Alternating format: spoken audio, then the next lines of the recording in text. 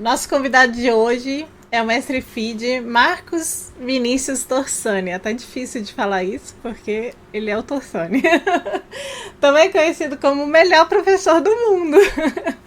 Nascido em 91, ele é streamer, youtuber, tiktoker, atleta e treinador de xadrez.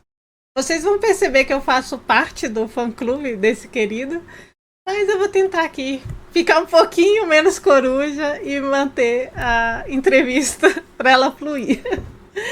Torsani, muito obrigada pela sua presença. Seja muito bem-vindo. Estou muito feliz com a entrevista. Obrigadão, Babi. Valeu, Thaís. Mano, tô achando engraçado até, velho, aquela coisa da tecnologia que a gente tem agora. Né? A Thaís acordando agora do outro lado do mundo, Babi em Brasília, eu aqui em São Paulo, e a gente trocando uma ideia aqui, podcast, como se tivesse todo mundo junto aqui no mesmo lugar, mas cada um na sua realidade. É um pouco do que a Sim, gente tem hoje, né? Vamos aproveitar isso aí. é muito E bom. brigadão aí pelas palavras, né? Às vezes é difícil lembrar que a gente já fez um pouquinho de cada uma dessas coisas. Eu também faço parte do fã-clube, viu? Já falei que eu já era sua fã antes de te conhecer, né? Já te disse isso. Eu acompanhava seu trabalho online e tal, já era muito fã, já divulgava. Eu falava assim, gente, que ficar seguindo xadrez de quinta, vai ver o canal do Torsani, entendeu? Vai fazer uma coisa, já Muito aprender bom. xadrez de verdade. Então, eu faço coro, apesar de não ser sua aluna, faço assim, né? Coro, né? Com muitas palmas para as palavras da Babi, que com certeza aqui é tietagem total. Para Thaís, uma das começar, primeiras seguidoras do canal, inclusive, né? Do canal da Twitch. Tem o da negocinho ali Twitch. do lado de Isso fundadoras. mesmo, isso mesmo. Com muito Somos orgulho. fãs. É o dia de ser fã hoje. Conta um pouquinho pra gente, Torsani, de como que foi que você começou a ensinar xadrez e quando que você decidiu, assim, se dedicar só a isso, em vez de ter o ensino de xadrez como profissão. Mano, é legal que o começo, acho que não é todo mundo que sabe disso, pelo menos até de pessoas próximas, assim, foi muito por acaso. Né? Eu comecei em 2013, né? Já vai completar aí uns 10 anos que eu atuo como treinador de xadrez. Antes, paralelo com outras atividades, né? Já respondendo a outra pergunta, então.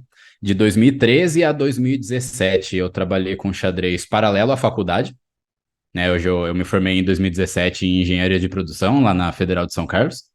Então, até lá, era ali encaixando as aulas entre as minhas aulas da faculdade, entre as minhas provas da faculdade. Daí, ali de 2018 até 2021, foi paralelo ali com o meu trabalho na área de engenharia mesmo, das empresas que eu trabalhava.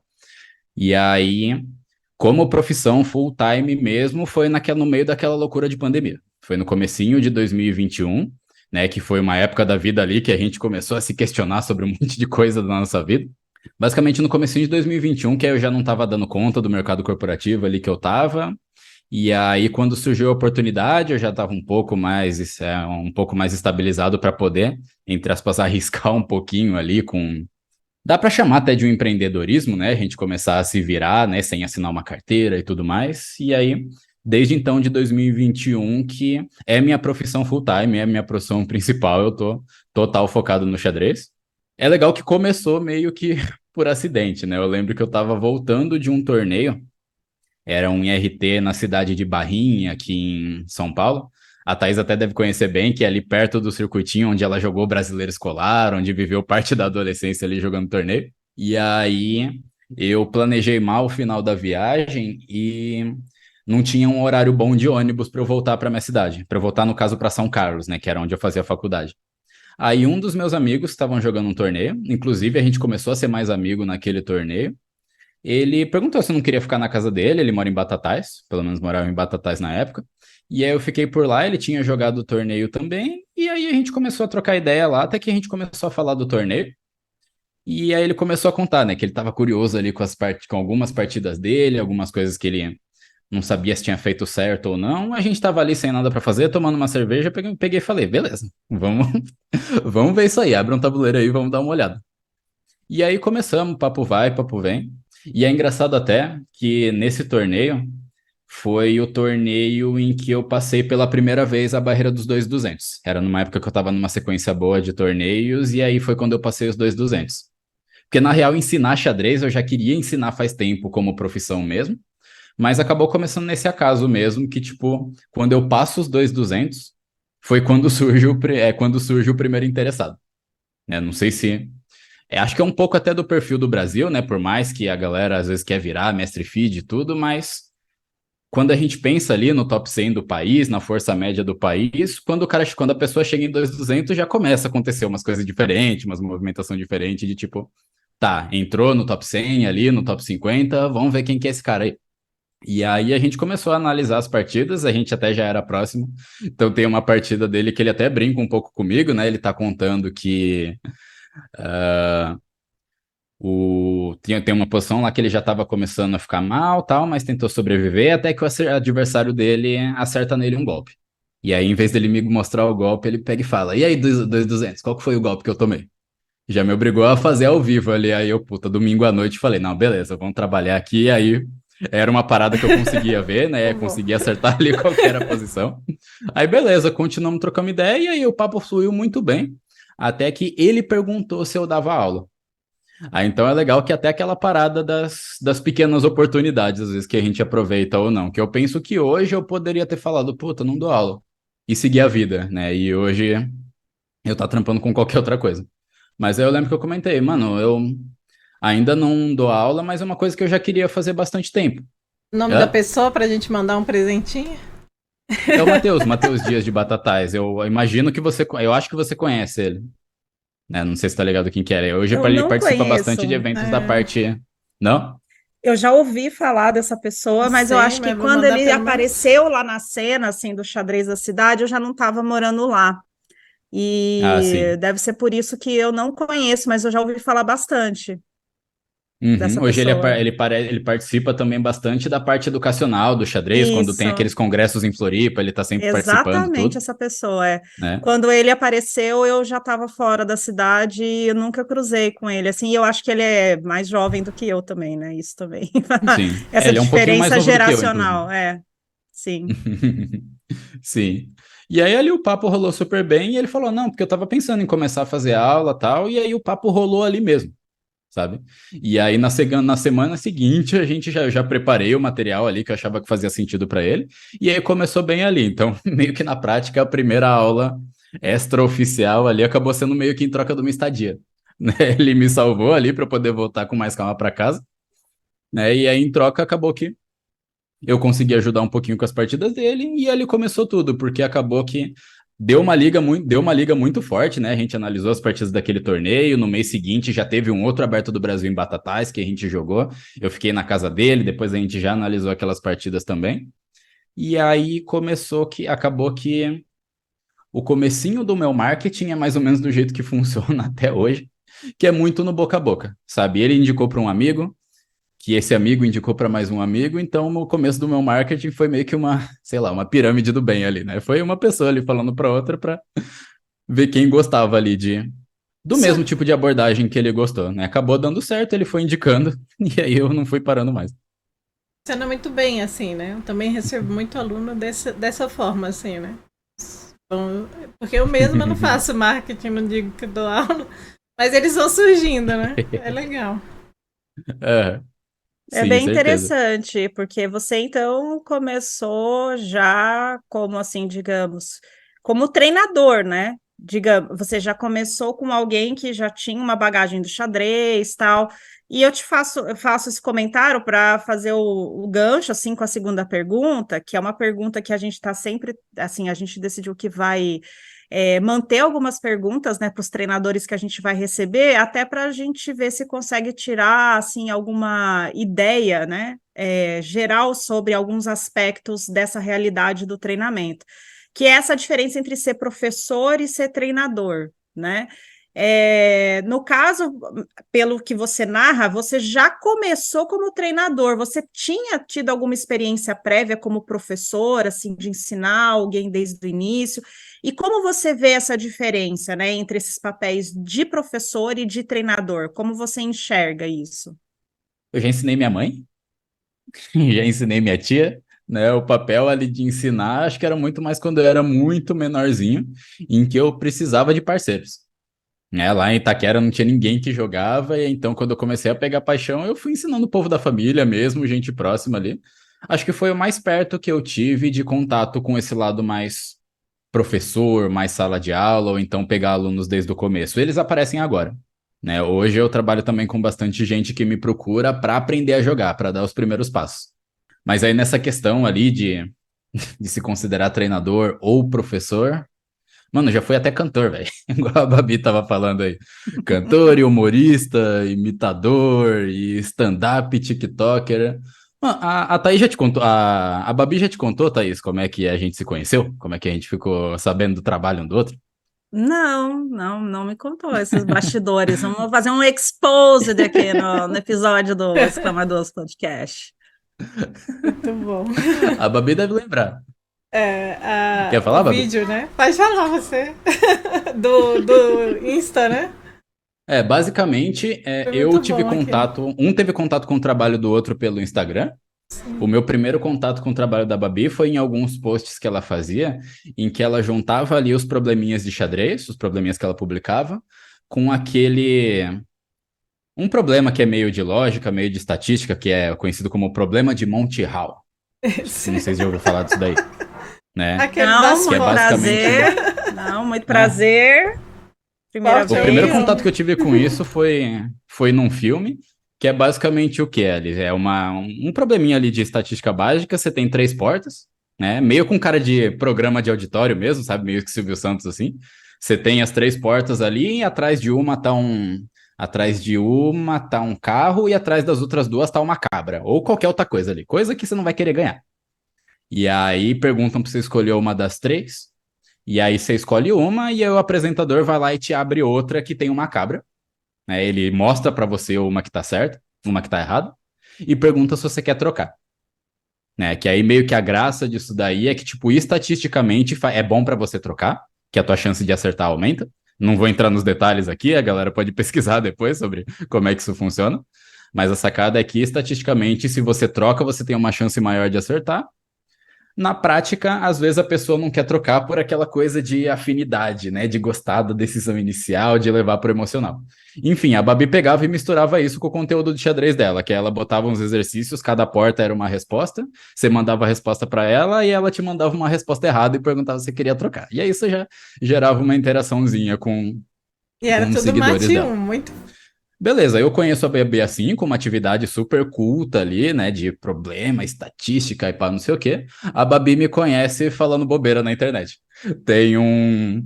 Tinha um funk ali dos anos, se não me engano, é do comecinho dos anos 2010 ali, que, mano, é um funk assim, que eu não posso cantar a letra original aqui, é cheio das besteiras, é dessa vibe mesmo, mas que aí eu pego esse funk que tinha viralizado ali na época e por mais um tempo depois, porque já é uma paródia de Harry Potter, em que o cara faz a versão funk, e aí eu pego e faço uma versão minha para explicar sobre um tema tático, para explicar sobre cravada.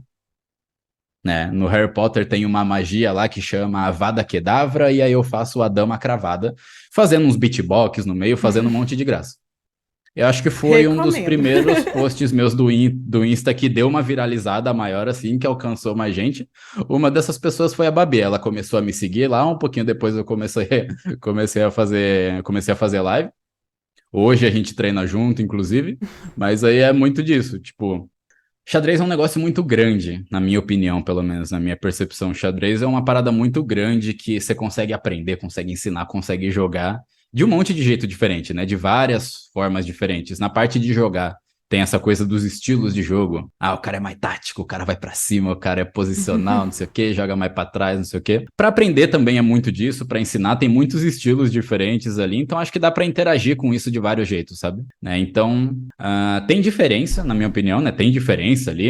O professor é um pouco mais voltado pro ensino, pra parte teórica, o treinador é um pouco mais voltado ali pra treino, pra parte prática. Repetição, consistência e às vezes até resultado e tudo mais. Mas, sei lá, pelo menos no xadrez acho que não é binário, não, sabe? É mais um espectro, sabe? Uma coisa assim que, tipo, as coisas vão se misturando ali dependendo da demanda. Eu curto mais o xadrez esporte, assim. A Babi gosta de falar bastante ali sobre o vírus do xadrez, né? Mas depois que você, às vezes você até sai do xadrez, mas ele não sai de você, né? Ele te pica ali e você não tem mais para onde correr. E aí, sei lá, as pessoas curtem xadrez, na minha visão, às vezes por formas muito diferentes, né?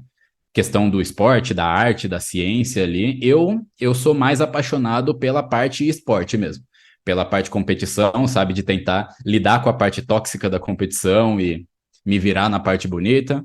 A questão do treinamento, mas eu acabo sendo um pouco de cada, dependendo ali de quem que me procura. E dessas pessoas que você já teve de aluno, etc., você já chegou a pensar sobre talento? Você olhou para a pessoa e achou, ele tem talento? E você acha que é importante ter esse talento para poder jogar xadrez? Acho que a gente acaba vendo um pouco disso quase todo dia, né? Quando, sei lá, você tem contato ali frequente com pessoas diferentes que enxergam também o xadrez de jeito diferente, né? É bem comum ver isso nos alunos, às vezes de uma pessoa ter mais facilidade com um tipo de posição e outros com outra, até onde entra um pouco dessa questão do estilo de jogo.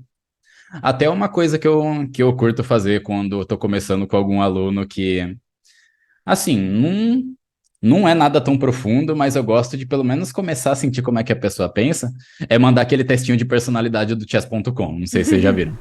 Que é bem com carinha de teste de BuzzFeed mesmo, você responde 20 perguntinhas ali, meio que de alternativa, mas nada sobre, jogar brancas e ganha, não tem nada disso, é mais na vibe ali de, tá a posição aqui, você prefere que cor, né? Um lado entregou um monte de peça para ter uma chance louca ali de ataque, e o outro prefere comer, e o outro tá com um monte de peça, mas tem que ficar se defendendo, né? Que aí ajuda a entender um pouco ali a questão de estilo. Aí eu mando isso às vezes mais para entender um pouquinho de como é que a pessoa pensa, qual que é o jogador ali associado. Mas meio tenso falar sobre talento, né? Porque, tipo, sim, eu acho que talento é importante no xadrez, mas muito na questão dos dois lados, sabe? De, por exemplo, às vezes a gente tem uma definição, não uma definição, mas às vezes é fácil a gente olhar para algum jogador e falar, puta, esse aqui é o perfil de jogador talentoso, né? Às vezes até associado de um jeito meio pejorativo, né? Que é aquela pessoa que estuda pouco, não estuda e vai bem nos torneios. E aí, na nossa época de escola, de faculdade, era aquele safado que ficava dormindo no fundo da sala e depois tirava 10, né? Sempre tem isso. Sim, e aí a gente sabe também que normalmente esse perfil costuma ser muito 8 ou 80. Por exemplo, no xadrez, né? De ser ou aquela pessoa que, mano, aproveita aquele talento, estuda um pouquinho e voa, ou então às vezes acaba se apegando muito ao talento e é colocada muita expectativa em cima da pessoa e acaba se frustrando, né? Isso só para falar um pouquinho do que aparece no xadrez, né? Mas sei lá, sim, existe, o talento é importante, mas sei lá, tem vários tipos de talento, né? Falam ali, sei lá, psicologia, estuda ali os tipos de inteligência, lógico, matemática, interpessoal, espacial e sei lá, acho que tem mais um monte lá, que te faz ter afinidade ali com um tipo de situação, com outro tipo, aprende mais tipo, aprende melhor um tipo de coisa do que o outro. Eu acho que um exemplo mais legal que me ajuda a refletir sobre talento é falar sobre os meus dois melhores amigos no xadrez hoje, com quem eu tenho mais contato, que é o Quinte e o Armin. Né, a gente tem até o nosso grupinho do WhatsApp, são os dois que eu converso mais hoje. A gente é amigo desde criança, assim, criança, adolescência, já joga os torneios juntos. E é uma comparação legal entre os dois ali, porque, por exemplo, o Armin é o que a gente põe na categoria do talento. A gente gosta de zoar ele por causa disso. Talento, dá pra falar que o Armin é ali mais o talento nato e o Quinte é ali mais o talento adquirido, se for falar assim, né? Talento adquirido, né? O famoso talento de sentar a bundinha na cadeira e treinar um Estudar. monte, desde sempre, né? E estudar um monte. Enquanto o Armin tá um pouco mais voltado para esse lado ali da facilidade. Eu me coloco ali num meio termo entre os dois, com um resultado um pouquinho pior que os dois, mas sei lá, sabendo que eu já fiz bastante coisa legal também. Mas é legal que às vezes a gente usa isso para tirar um sarro mesmo, porque, por exemplo, o Armin, ele é muito zica, muito, muito zica. Quando você vai tendo contato com o xadrez dele, resultado, forma de pensar, assim, que às vezes você não acredita, de como resolve uma posição, de como estava pensando numa partida tensa, não sabe o nome das aberturas. Você pergunta, às vezes, umas variantes que, assim, se o jogador, mano, Mas às ele vezes se o sabe a jogador já tem variante. seus 2.000, sim, às vezes o jogador já tem seus 2.000 ali, ele já viveu o xadrez, até, dá pra pôr até Hoje, como tem muita informação na internet, hoje a pessoa entra nos torneios feed para formar o teu feed, ela já tem uma noção ali de tanto vídeo que vê, às vezes de nome, de subvariante, de como é que funciona. A Armin não sabe. Não sabe até hoje. Às vezes umas paradas super. Ah, é a semi-eslava. A diferença da eslava para semi-eslava é aqui, né? Que o peãozinho tá em E6, na outra o bispo pode sair. Uma parada bem mais do começão mesmo. Não manja da história do xadrez. Só que põe a posição na frente dele para ele resolver. Sabe? Dá uma partida difícil para ele. Dá um torneio difícil para ele jogar depois de ter ficado um ano parado. Mano, o cara fez norma no Continental. Acabou classificando para a Copa do Mundo, né, por questão de desistências, aí não pôde ir, por questão ali até política, né, de onde que era, é perigoso para a nacionalidade dele. Fez isso, voltou pro banco onde ele trabalha para trabalhar, vê ali o xadrez com alguma frequência, mas assim, bizarro, sabe? Só que, mano, vai falar, nasceu sabendo. Não, ele já treinou um monte, que é a parte que às vezes a galera não sabe. Né? Talvez ele precisou treinar menos do que uma pessoa que tinha menos facilidade, beleza, mas treinou um monte também. Então é aquilo, né? O talento, ele existe, ele é importante, só que, mano, não se baseia nele. Porque a chance de rodar, de quebrar a expectativa é grande. Dá um brilhinho, É o né? que eu acho, pelo menos. Dá tipo um brilhinho essa a mais, mensagem... né? Só. E essa mensagem é importante, né? Inclusive, eu estava pensando sobre isso ontem, assim, sobre como talvez esse volume, né, de informação que a gente tem hoje, que parece que tudo está muito acessível, né? Coisa que não é verdade, vamos dizer, não quer dizer porque a informação está acessível que tudo que está disponível é bom, né, é de qualidade e tal. Mas eu estava pensando sobre essa questão de como o xadrez realmente é algo que, por mais talento que você tenha, ou mais facilidade, você pode dar o nome que você quiser, né? Ou vontade, né? Paixão, que muita gente diz que também pode ser muito importante para você acabar tendo um incentivo, né? Para se desenvolver, estudar, enfim. O estudo é o que faz diferença mesmo, né? Assim, não tem como você crescer e se desenvolver no xadrez sem estudar, assim, é uma etapa que não dá para pular, né? Não dá para pular. E quem acredita que dá para pular não entendeu nada, assim, realmente está perdido na viagem, assim, porque é o tipo de atividade que você realmente precisa fazer isso, que você sentar num dia na cadeira e estudar. Então, claro, você pode ter, né? Uma coisa, por exemplo, que poucas pessoas falam é sobre, por exemplo, a possibilidade e um suporte para você estar presente nos torneios, de você estar participando, né, desses ciclos de competição, porque às vezes você pode ser um jogador muito forte, ou você pode estar numa curva de desenvolvimento, mas você não tem oportunidade de estar presente em torneios, de fazer isso aparecer e começar a ser visto como, né, digamos, desenvolvimento enxadrístico, né? Porque é isso, se você não está jogando torneio, se você não está mostrando resultados, pouco se sabe sobre se você está se desenvolvendo ou não, porque é uma medida, né? Acaba sendo uma medida, que é muito isso que você está falando, o xadrez esporte. O que mede, o que a gente considera como crucial para entender a força de um jogador, de uma jogadora, tem a ver com essa questão. Sua performance no xadrez enquanto esporte, né? Então, e essa performance no xadrez enquanto esporte, ela só vem com estudo. Não tem como, né? Não tem como, assim, e é uma coisa, às vezes a gente quer lutar desviar, né? Contra isso, não dá, não tem atalho, não tem nada, né? E é difícil, e assim, eu tô falando isso porque muito do que você falou sobre talento me fez pensar sobre essa questão, e também a próxima pergunta que eu vou te fazer, que é sobre os desafios que você encontra como treinador, como professor, né? Que, enfim, esse eu imagino que deve ser um...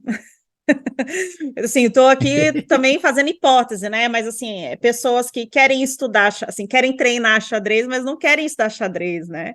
Gente que quer fazer aula uma vez por semana e acha que tá pago, né? Tá pago.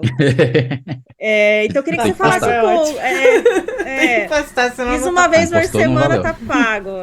Então, eu queria que você falasse um pouco sobre esses desafios que você encontra, assim, como treinador, em relação às expectativas dos alunos e às suas expectativas, né, que você provavelmente também tem em relação, né, ao seu grupo aí de treinamento. Queria que você contasse um pouco para a gente como é essa dinâmica aí. Ainda um pouquinho sobre a questão ali do talento. Pode ser o talento que for. Você pode nascer a pessoa que, sei lá, vai ter um talento maior que o do Carlsen, vai conseguir. Não vai ser maior que o jogo. Você nunca vai ser maior que o jogo. É muito grande, é muita coisa que pode acontecer, muita possibilidade. Nunca vai ser maior que o jogo, né? Nunca vai ser maior que o xadrez. A questão dos atalhos, às vezes a pessoa querer o atalho, de não saber lidar com isso direito. Putz, pior que é natural, né? Porque é difícil, né? É muito difícil. E na real, mano, essa é a graça do jogo. É que às vezes eu já falei com a Babi e com outros alunos. O jogo da velha, você refuta em um dia, se você quiser. Você chega numa hora que você pega e falha. Vai ter gente que vai ouvir a gente e nem sabe que é jogo da velha. Já não deve ter o aplicativo ali do jogo da velha. Não Jogo viveu da o fundo velha, de sala quem ali que a joga gente isso? viveu. Né? Sim. Cara, eu É jogo isso difícil todo mesmo. dia com a minha filha. E ela tá no processo da refutação, entendeu? E ela tá sofrendo, assim, porque ela começou a sacar que tem um jeito de ganhar sempre. E ela tá sem sangue nos olhos, entendeu? Assim, sangue nos olhos. Não, então, aí você pega isso, esse sangue no zóio que te move e leva pro xadrez. Isso consegue te motivar pra sempre se você tiver organizadinho ali, contanto que você saiba que nunca vai acabar. O jogo da velha, beleza, acaba. Uma vez que você percebe ali que começar com a bolinha no meio te ajuda, dependendo de como que você responder a bolinha no meio, você perde na hora, beleza. Uma hora você entende, às vezes isso dura um dia. O xadrez é gigante. Então, sei lá, pensar em dificuldade do trampo de hoje. Cuidar da energia. Cuidar da minha energia ali de forma geral. Sei lá, por exemplo, hoje eu acordei às 7 da manhã com meu gato lambendo minha cara, pra eu dar comida pra ele. E aí faço as atividades lá do começo do dia, eu gosto de meditar um pouquinho, tomar o café ali de boa, porque quando dá ali umas 15 para as 8 ou 8 horas, ali eu curto fazer uma primeira sessãozinha de treinamento. Normalmente já resolver alguns exercícios de tática para dar aquela acordada na cabeça. 9 horas eu já começo a dar aula, normalmente são 2 horas, são 2 aulas de manhã, que é o que eu dei as 2 hoje. Paro para almoçar, quando dá eu vou um pouquinho na academia no comecinho da tarde, e aí já começo uma rotininha de aulas que às vezes vai das 14 até as 9h15. Hoje a gente está gravando aqui numa quinta-feira, se eu não tivesse gravando eu ia estar fazendo live, então hoje é um dia que eu teria trabalhado ali das 8 às 10h30, claro, com pausas no meio, não é que eu sou um maluco, mas das 8 às 10h30, e não é um dia tão raro assim, tá? Do jeito que a rotina tá hoje. Isso é legal? É, ótimo, né? Me ajuda a pagar minhas contas, ajudar minha família, tudo, e é o que eu gosto, é o que eu amo, tá sucesso. Mas é importante isso de cuidar de energia, porque eu acabo percebendo que tem que cuidar da energia dos alunos também, das pessoas com quem eu trabalho. Nisso que você acabou de falar, Thaís, na questão da gestão de expectativa. Gestão de expectativa minha e dos alunos, né? Por exemplo, minha, e até inclusive isso de gestão de expectativa. Bastante gente que vocês já conversaram falaram disso em abordagens diferentes. O Vescov, o Quint, o Sterling, o próprio Adriano. O Vescov, se não me engano, ele fala bastante disso sobre a importância de gerir a expectativa quando ele ia jogar o torneio, agora que ele voltou para jogar. Ele sabia que era um torneio que a chance dele ir lá e rodar era grande. Por outro lado, a gente está falando do Vescov, então ele sabia também que tem a chance dele chegar lá e brilhar. A gente conhece a pessoa. Né? O Quint, quando vocês conversaram com ele ali sobre o xadrez nas Américas, né? Foi um papo ali muito de tipo, mano, vamos colocar nosso pezinho no chão aqui, porque pra gente daqui evoluir como esporte, tem muita coisa que precisa acertar ainda que não depende da gente. Como é que fala isso pro jogador que é super talentoso, estuda pra caramba e pega e fala, mano, eu quero ser GM. Eu quero ser top 10 do mundo. Né? O Sterling até eu achei legal, que tipo, eu sou menos familiarizado com o papo de solucionismo ali, mas eu achei legal ele falando ali dos torneios de solucionismo, né? Que às vezes você vai chegar num torneio, você vai ter um monte de exercício ali para resolver, um monte de problema para resolver, com aquele tempo você não vai resolver, não vai passar nem perto de premiar e você vai ter que saber lidar com aquilo. Né? E essa expectativa que às vezes a gente tem que lidar com a gente mesmo, de tipo, sei lá, eu tenho bastante coisa legal que eu já fiz e que a galera curtiu e que eu quero seguir fazendo, até porque vira e mexe a galera me cobra, E aí, quando que vai virar MI? E aí, não vai lançar teu curso? Falei que vou comprar já. Cadê as paródias? Nunca mais fez. Cadê o Castelo rá tim lá? Ah, e eu quero fazer tudo isso daí, mas o tempo é limitante, a energia é limitante. Eu sei como isso é desafiador para mim e na maioria dos casos, quanto mais, principalmente quanto mais ambicioso o aluno é ali com a evolução dele, é importante eu conseguir fazer essa gestão de expectativa no aluno também. Sim. De falar, mano, Não. resultado é importante, sim. Não é sobre, mas não é só sobre o resultado. O xadrez esporte, o resultado é inerente, mas só uma parte, sabe? O processo é muito maior ali, contribui muito mais para você, né? Até tanto para não tirar da casinha quanto para não frustrar. E nem sempre é fácil isso, porque, tipo, o meu carro-chefe hoje, o que eu mais faço são os treinos particulares mesmo. Então, mano, são pessoas diferentes, histórias de vida diferentes. Vai um tempo até para entender a pessoa, como é que foi, o que que fez ela gostar de xadrez, para ver qual que vai ser o melhor jeito ali de tentar mostrar essas coisas que, tipo, quanto antes a pessoa entender melhor, mas às vezes é importante até deixar a pessoa perceber por conta. A Babi sabe bem disso. Sei.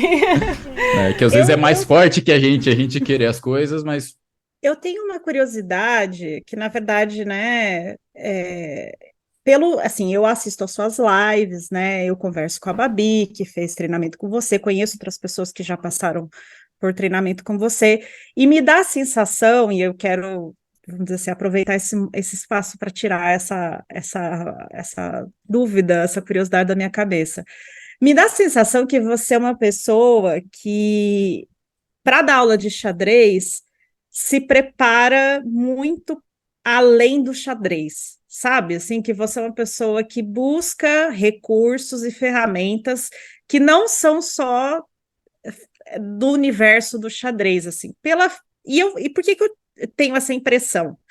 Primeiro, pelas coisas que você fala muito relacionadas a aspectos psicológicos, assim, do aluno. Então, me dá a impressão que você, de alguma maneira, recorre a esse universo, assim, para te dar suporte ali no teu trabalho. E também por essa, digamos, diversidade de linguagens que você usa para ensinar, sabe? Porque eu já falei isso para você, né? Esses vídeos que você fez de música, de tal, cara, isso é brilhante, assim. Eu não vi ninguém no xadrez fazendo isso com essa qualidade, entendeu? De fazer paródia, tal, fazer gracinha, entendeu? Tem muita gente fazendo. Eu tô no xadrez, eu vou fazer 28 anos jogando xadrez, Torçando. Eu nunca vi um negócio desse nível. Que eu digo assim, é coisa que você, tipo assim, você tá numa sala de aula, você pega, mostra para uma criança, aquele lá do mate da escadinha, por exemplo. Cara, nenhum professor vai ensinar. eu vou Nenhum mostrar para a professor vai. moçada como fazer. Exatamente. Nenhum professor vai ensinar mate da escadinha melhor do que aquele vídeo. Muito Nenhum. bom, muito bom. Entendeu? Que é isso, é esses recursos dessas linguagens que você usa, de música, de arte, sabe? Então eu queria saber se realmente essa impressão minha é verdadeira, assim, se você está em busca de coisas fora do xadrez para melhorar as tuas técnicas, as tuas, sabe, as suas formas aí de ensinar. Às vezes eu faço isso também, até como jogador, sabe, como profissional, atleta mesmo. Que se eu não ficar esperto, eu exagero. Eu lembro de já ter chegado em partida. Porque assim, queira ou não, eu já ouvi bastante podcast de vocês e eu sei que vocês são do mesmo time que eu, de assim, pode aparecer o que for, nada vai ganhar do xadrez presencial. Nada ganha daquela troca de energia e tudo, ajuda muito aquilo. E na hora de preparar ali para jogador, já teve situação em que eu cheguei na partida sabendo que o cara era médico formado na Federal da PQP de não sei da onde, e hoje faz residência em tal lugar, e a conexão dele com o xadrez é desse tipo aqui, ele até dá aula também de xadrez, e dependendo do que ele jogasse, eu não ia saber responder. Sabe, às vezes, para se preparar para uma partida, às vezes eu gosto de fuçar a vida da pessoa, se eu conseguir essas informações, para ver como que eu vou poder usar isso para ir criando pequenos probleminhas ali para ela. Probleminhas no bom sentido, né? Dentro do tabuleiro, né? Indo para o lado ali do treinamento, isso é uma coisa acho que vem desde pequeno. A galera fala ali bastante da criatividade e tal. E Acho que às vezes, até na escola eu gostava bastante, assim, de ensinar. Eu lembro que eu fui um bom aluno ali na escola e até o comecinho da faculdade, depois eu não dei tanta conta. Mas normalmente eu era aquele aluno que acabava a lição rápido e às vezes bagunçava um pouquinho, beleza, mas às vezes eu ficava ajudando a galera também a terminar para eles poderem vir bagunçar um pouquinho comigo. Mas acho que o que normalmente me direciona ali, eu busco pegar, sei lá, minhas paixões, eu acho que assim fica mais fácil, porque igual eu falei, tudo isso, assim, vira e mexe a galera fala mesmo, eu recebo esses feedbacks que a galera gosta, o meu desafio, eu queria fazer tudo isso em alto volume. Né? Postar bastante vídeo no YouTube, postar bastante TikTok, não consigo. O dia tem 24 horas, ainda não consegui me organizar tanto assim, né? Mas mesmo assim, vendo que a galera gosta, eu costumo me guiar ali, tipo, tanto pelas minhas paixões, coisas que eu gosto mesmo, eu acho que deixa mais leve, quanto por, às vezes, paixões que eu percebo nos alunos. Por exemplo, música é uma coisa que eu gosto bastante, né? Aprendi a tocar violão novo, então depois um cavaquinho, botei tudo isso lá no vídeo da escadinha. Né? Então eu gosto de trazer essas referências ali da música, até para a parte do estudo da música também, que muitas vezes é uma coisa bem mecanizada, da importância da repetição e tudo mais. As paródias entram mais porque, por exemplo, eu curto muito, muito, muito dentro de toda a esfera do entretenimento que a gente tem, eu curto muito a parte da comédia. Filmes, eu gosto dos filmes de comédia, era viciado em ver as branquelas quando era mais novo, assisto muito stand-up, gosto daqueles shows de improviso, gente que faz paródia, então falei, vamos botar um pouquinho disso daqui também, já que eu gosto, vamos fazer algumas coisas. E assim, se eu percebo que meu aluno gosta de futebol, esquece. Esquece. Tudo que tiver de fazer de analogia com futebol ali para ajudar ele a entender, eu vou fazer. Sabe, eu sei que, por mais que tenha níveis diferentes, sabe, eu sei que a Babi é São Paulina, eu sei que do meu aluno torce pro Fluminense, do outro que torce da outra que torce pro Internacional, eu sou corintiano roxo, roxo, chato, insuportável, né? Tinha uma época que eu tinha um aluno flamenguista, que aí a aula era um aluno, inclusive, já, tipo, acima dos 2000, sabe? Tipo, já disputava bastante o torneio e tudo. A aula tinha muito conteúdo, mas tudo em forma de resenha. O peão de H é o lateral direito, o peão de A é o lateral esquerdo, e adiantar a marcação, subir linhas quando você tá ganhando espaço, sabe? Eu acho que o que ajuda a fazer esse tipo de coisa é, tipo, eu vou trazendo minhas paixões, vou trazendo as coisas que eu gosto, e nisso de ter contato, de trazer a parte psicológica, eu vou tentando pegar, mano, o que que fez a pessoa gostar de xadrez, sabe? Não sei se vocês já tiveram essa curiosidade, às vezes eu tô num torneio, hoje até dá para pegar um pouquinho nos online, mas eu sinto mais essa energia quando eu tô no torneio, que eu começo a olhar para as pessoas e fico pensando na minha história com xadrez, né? De como que eu aprendi a jogar, quando que eu viciei em xadrez, quando que eu fui picado ali pelo xadrez. E fico pensando, mano, essa pessoa aqui, ó, tem o mesmo vício que eu, essa pessoa ali, que tá ali do outro lado, passando para ir no banheiro e voltar para a mesa dela e tá sofrendo ali. Como será que foi a história dela, velho? O que será que aconteceu ali? O que prendeu ela ali ao jogo para fazer ela viajar ali o país para jogar uma partida, ou então ficar horas na internet jogando Bullet. Não recomendo, mas a gente sabe que às vezes tem. Área da Né? Thaís, essa aí do Bullet. E aí, então, é muito disso, sabe? Como às vezes eu percebo que muito tá ligado ali com a paixão, ainda mais porque, igual eu falei, o que eu curto mais ali é o lado esporte. E até outros esportes têm a sua conexão ali com a paixão, o time do coração e tudo. Aí é a parte que eu busco abordar, sabe? Porque eu acho que até fica um pouco mais leve, um pouco mais saudável, fica um pouco mais natural, assim, de ir levando. Bacana, bem legal, bem legal. Bom, já atei minha curiosidade. Tenho a curiosidade. Tem tudo isso daí mesmo. Às vezes eu dou umas viajadas que, às vezes, para fazer voltar, às vezes até voltar. Tudo sempre com conteúdo, sabe? Eu não gosto de fugir do conteúdo, mas às vezes a referência que precisar trazer ali para ilustrar algum ponto mais técnico, se der para fazer, a gente está fazendo. Esmiuçando mais um pouco dessa parte da personalidade, da sua personalidade de treinador, né? Assim que a gente começou a fazer aula, você falou assim, se você não quiser falar pra ninguém que eu sou seu treinador, não tem problema e tal. Mas eu gosto, né, de falar. Eu gosto de falar e de te dar o crédito, porque você tem crédito. Eu preciso fazer minha parte, mas você tem grande crédito no que eu faço.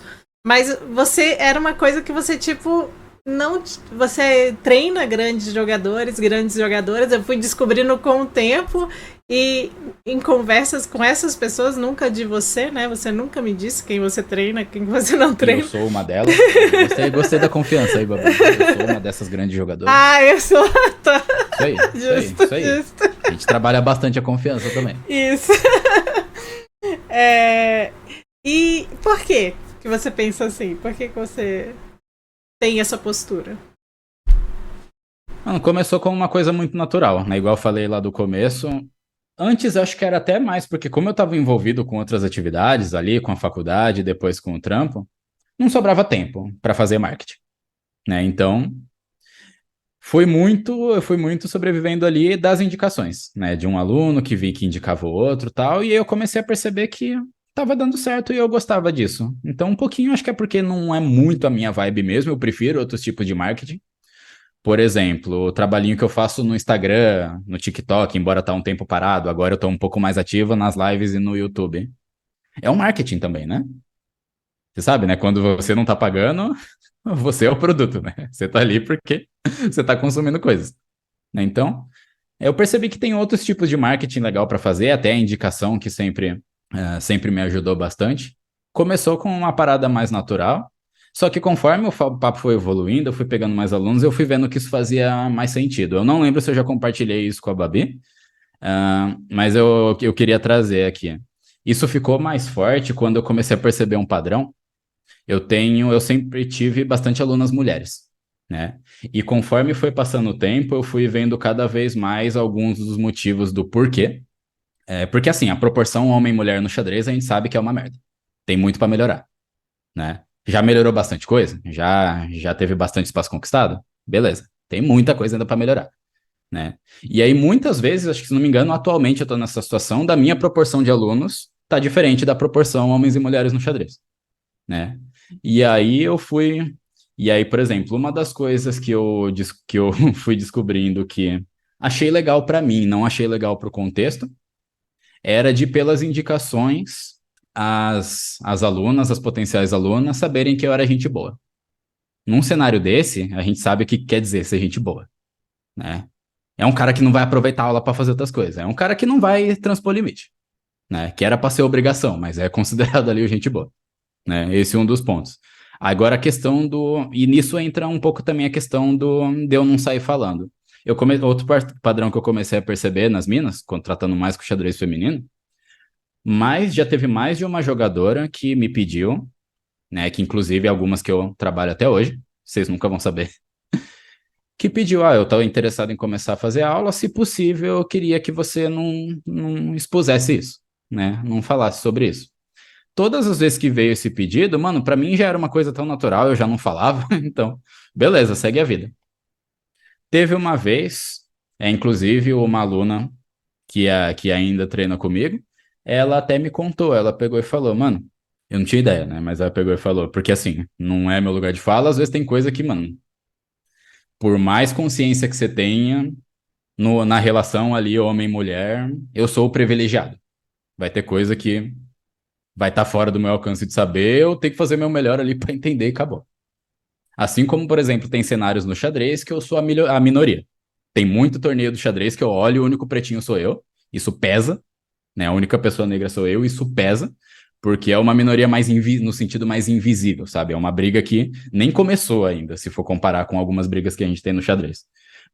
Enfim, voltando, isso é só porque, sei lá, me ajuda a tentar ter um pouco mais de empatia quando eu vejo algumas situações. Nesse caso é o quê? Que aí essa pessoa me explicou que é muito comum ela ver de, às vezes, quando alguma jogadora começa a se destacar, o mérito ser atribuído ao treinador, ao pai, e às vezes até ao namorado, que é o que menos faz sentido, sabe? Às vezes a pessoa namora um jogador conhecido, um jogador forte. E às vezes forte só, tipo, o rating do cara é maior que o da mina. E às vezes o mérito é atribuído, sabe, pra presença masculina mais próxima. Quem que é o treinador? Eu já cansei de ver, às vezes, quando a Júlia ou a Juliana Teral estão se destacando, né? Ou até às vezes em casos de destaques de torneios de categoria, né? Alguma mina que foi campeã ali do sub-8, sub-10, a categoria que for ali, tá treinando com quem? Parabéns pro treinador, sabe? Às vezes a gente vê bastante disso. Às vezes parte do treinador, tudo bem, faz parte do marketing dele, mas sei lá, vai criando. Por essa mina me falar, eu imagino que vai criando um movimento que, tipo, eu não fazia ideia. E se eu não fazia ideia pra ela ser tão Entendi. forte a ponto dela me pedir, eu falei, mano, tanto de coisa que a gente não deve Uhum. saber, que a gente como homem não deve saber. Uma coisa de Melhor respeitar, velho. Eu aprovei essa. invalidação, né? Do resultado dela. Não é só te dando mérito, né? Porque você tem mérito, claro. Mas tirando o mérito dela, né? Ela só está ali por causa do treinador, por causa do. Sim. Às vezes, sei lá, pode até não ser a intenção ali, pelo menos não é explícita, mas a gente tá ligado que muita coisa não é explícita mesmo, né? Já tá enraizada de um jeito que precisa ter esse ponto, né? De tipo, quem tá treinando. Tem até um caso interessante fora do xadrez, né?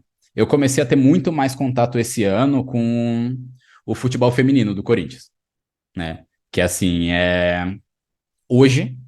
Assim, e não é clubismo, né? Porque eu poderia falar que o Corinthians masculino é ótimo. Não, o Corinthians masculino hoje tá ruim. 2023 tá ruim. Eu sigo fanático, mas tá ruim.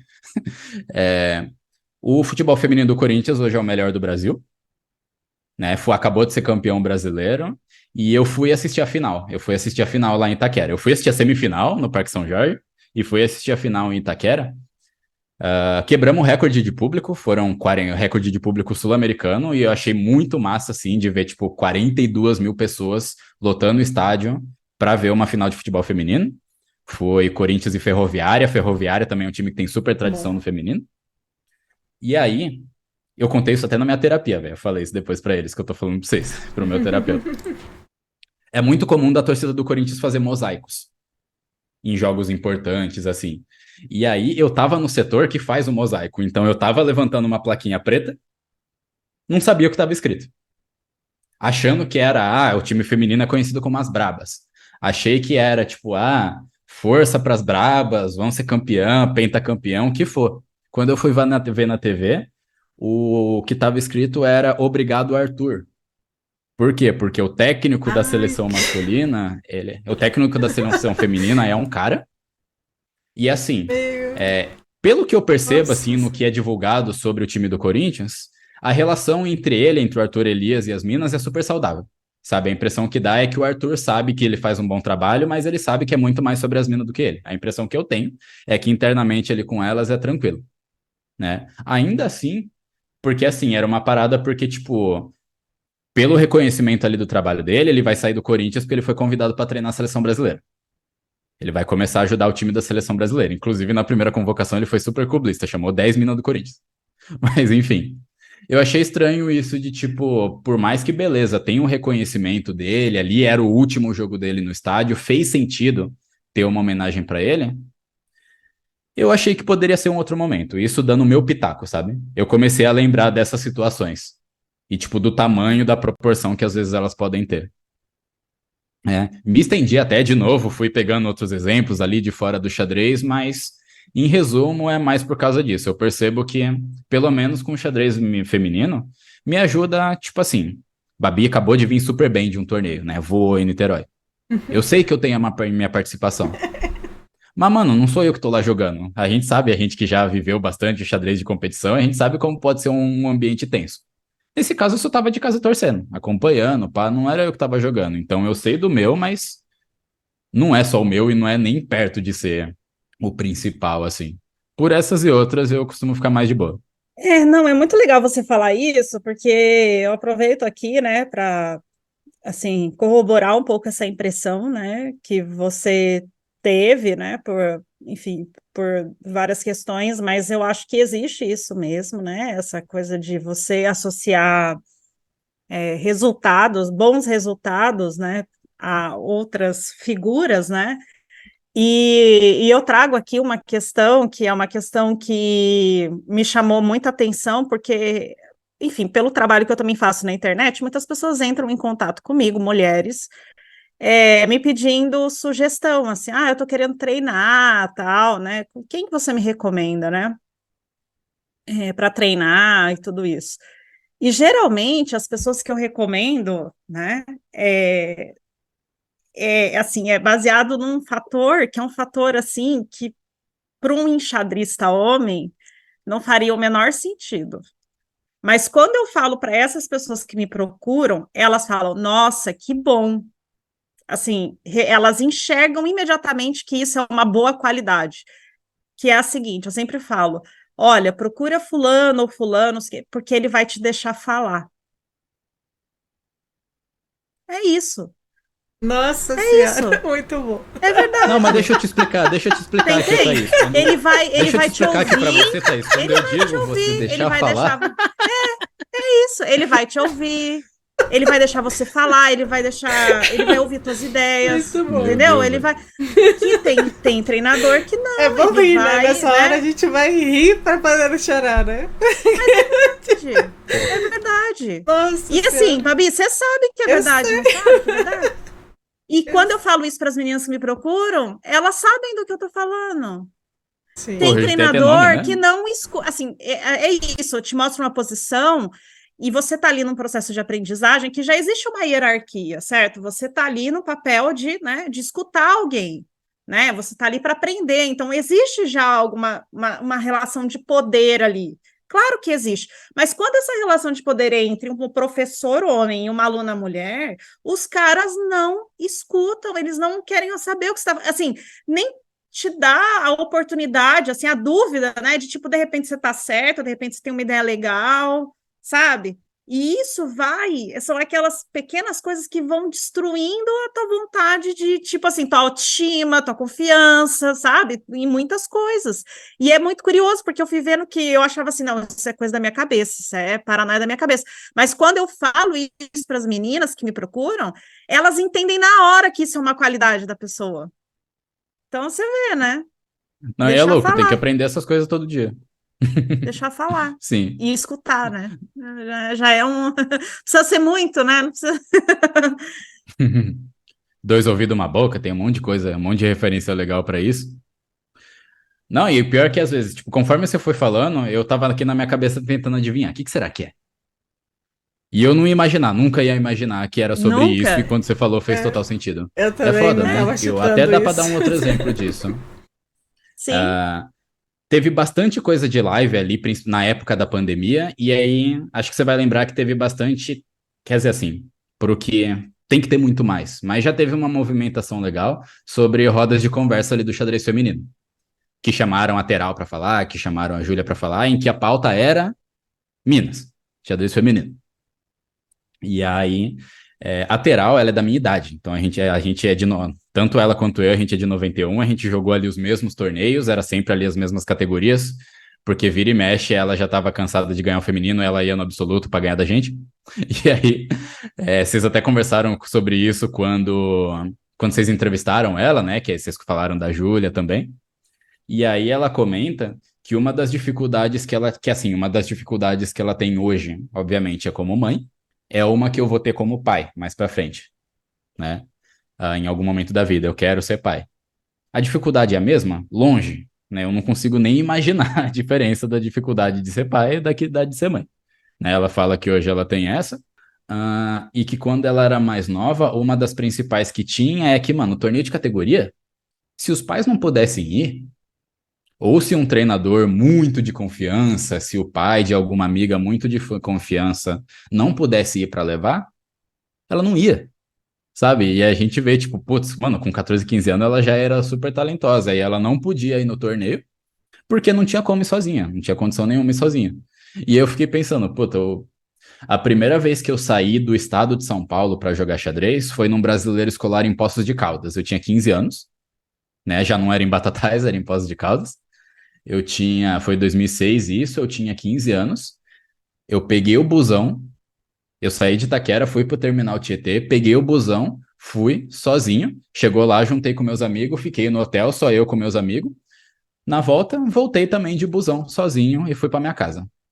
E não pensou em Porque eu nenhum só me velho, eu não perigo. vou ser assediado em nenhum momento Você não ali. pensou em nenhum perigo Eu nesse ia- percurso, isso nem passou na sua mente. Porque às vezes também Mano, é só, 15 anos só a depois. preocupação, né? Às vezes só a preocupação já te Sim. deixa não sair de casa, né? A preocupação de poder acontecer alguma coisa. E ainda pode e aí ser como é que aconteça foca num mesmo. torneio de alto rendimento, né? Sim. Sim, se já tem a preocupação, verdade. Como é que foca num torneio de alto rendimento com isso? E tipo, mano, foi Eu tive outros tipos de preocupação? Tive. Eu sempre tive que ir para os lugares com uma roupa boa, para a galera não achar que eu era bandidinho. Eu sempre tive a questão de, nossa, eu fui campeão brasileiro esse ano, você, sabe? É outro tipo de papo, né? Mas essa preocupação ali de segurança, nesse sentido ali, de às vezes o problema de você fazer uma viagem sozinho, com 15 anos eu já estava jogando torneio. E, porra, 15 anos depois eu fui perceber que as meninas não conseguiam fazer isso porque era nada seguro. É, é verdade. Pior que é verdade. É verdade. Sim. Bom, mas vamos tentar trazer agora uma coisa boa, né? Uma parte boa desse rolê todo, que é essa ideia das suas lembranças, assim, né? Suas memórias sobre o treinamento, se você tem alguma, sei lá, alguma coisa assim que você se lembra que te marcou nessa, já está aí há muito tempo, né? Envolvido nessa atividade, alguma coisa que você, naqueles momentos de dificuldade, você lembra, se agarra nessa memória, nessa lembrança boa, para não, né, não jogar tudo para o alto, enfim. O que você pode compartilhar com a gente sobre isso? Mano, eu acho que eu não consigo trazer uma lembrança específica, mas eu consigo trazer um tipo de lembrança, sabe? Porque nisso que você me traz, de às vezes é o que te ajuda ali a acordar e continuar fazendo, quando tá mais na bad ali, é um tipo específico de lembrança que já aconteceu várias vezes e segue acontecendo, né?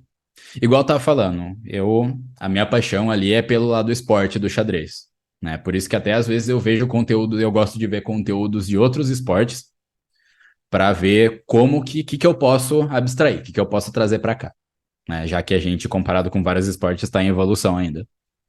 Xadrez esporte não é só sobre resultado, mas faz parte, né?